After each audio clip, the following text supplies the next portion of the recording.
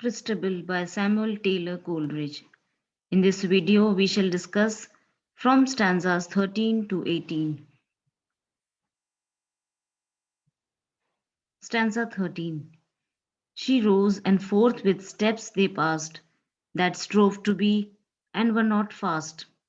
Her gracious stars the lady blessed, and thus spake on sweet Christabel. All our household are at rest, the hall as silent as the cell. Sir Leoline is weak in health, and may not well awakened be. But we will move as if in stealth, and I beseech your courtesy this night to share your couch with me. In this stanza, Christabel insists Geraldine that they tiptoe about the castle because the father is sick and should not be disturbed in his sleep. She also says that the whole household is asleep, so she offers Geraldine to share her bed with her. Christabel lives in a classic castle complete with a moat. Traditionally, castles have regular sized doors set in bigger doors that swung open large enough to let several men on horseback out at one time. When one or a few people wanted to enter the castle on foot, they just opened up the little door to avoid the effort and fanfare of the big doors.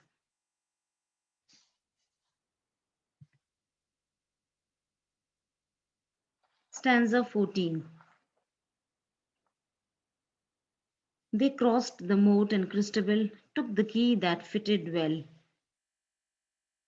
A little door she opened straight, all in the middle of the gate that was ironed within and without, where an army in battle array had marched out. The lady sank belike through pain, and Christabel with might and main lifted her up a weary weight over the threshold of the gate. Then the lady rose again, and moved as she were not in pain. In stanza 14, we see that just when the two women were about to cross the threshold of the castle, Geraldine sinks down to the ground in extreme pain. Iron is another material that was traditionally used to ward off vampires.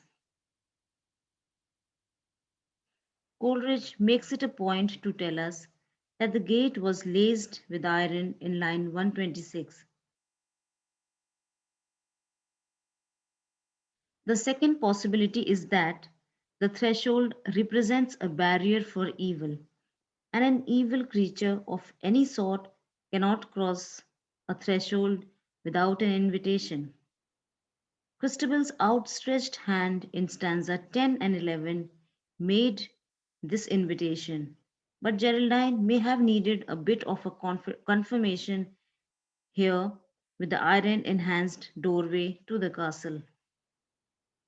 Once on the other side of the gate, Geraldine feels much better and is able to walk along as if nothing happened. Stanza 15. So free from danger, free from fear, they crossed the court, right glad they were. And Christabel devoutly cried to the lady by her side, praise we the Virgin all divine, who hath rescued thee from thy distress. Alas, alas, said Geraldine, I cannot speak for weariness. So free from danger, free from fear, they crossed the court, right glad they were.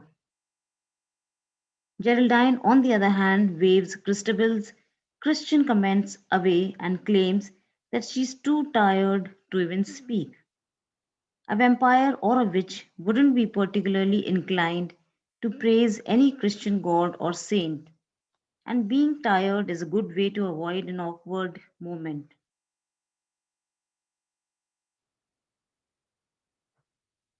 Stanza 16. Outside her kennel the mastiff old lay fast asleep in moonshine cold. The mastiff old did not awake, yet she an angry moan did make. And what can ail the mastiff bitch? Never till now she uttered yell beneath the eye of Christabel. Perhaps it is the owlet's screech, for what can ail the mastiff bitch? In this stanza, they pass by an old dog that does not wake but make an angry noise in its sleep. Christabel has never witnessed this dog being cruel or aggressive, but now, as the two women pass by the kennel, the dog growls a warning. The speaker implies that Christabel thinks that it could be the owl again, but she's just not sure what could be bothering the dog. Obviously, Christabel isn't seeing the signs that trouble is right beside her. Stanza 17. They pass the hall that echoes still. Pass as lightly as you will. The brands were flat, the brands were dying, amid their own white ashes lying. But when the lady passed, there came a tongue of light, a fit of flame. And Christabel saw the lady's eye, and nothing else saw she thereby, save the boss of the shield of Sir Leoline tall, which hung in a murky old niche in the wall.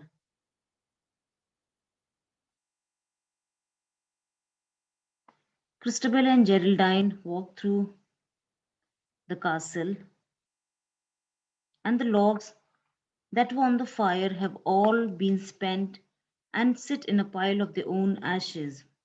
As Geraldine passes by the ashes, the torches flare up. The only thing that Christabel sees is Geraldine's eyes. This suggests that Geraldine may be giving her the evil eye, or at least hypnotizing her in some way. Christabel catches a glance of her father's shield. The boss is the center, raised section of a shield. Most of them were just plain rounded sections, but more important warriors, such as a knight like Sir Leoline, could have highly decorative bosses that helped identify them in battle. She remembers that her father is sick and is not a good sleeper. Christabel doesn't want anyone else to know about the woman she is ferrying to her room at night. Stanza 18. Sweet Christabel her feet doth bear, and jealous of the listening air, they steal their way from stair to stair, now in glimmer and now in gloom, and now they pass the baron's room, as still as death with stifled breath, and now have reached her chamber door, and now doth Geraldine press down the rushes of the chamber floor. In stanza 18, we see that they pass by Christabel's father's room, but it is not still, but it is so still that he must be fast asleep. Finally, they arrive at Christabel's room. It has rushes on the floor, which is the sweet smelling grass thrown on the dirt floors of castles and medieval homes for insulation and to dampen the sounds in the big open rooms. It's dark, but they can see anyway because they've been moving through the dark castle and maybe have adjusted to the low light. Christabel's room is decorated with carvings, including a lamp hanging from silver chains attached to the feet of a carving of an angel. We shall continue the rest of its part in the next video.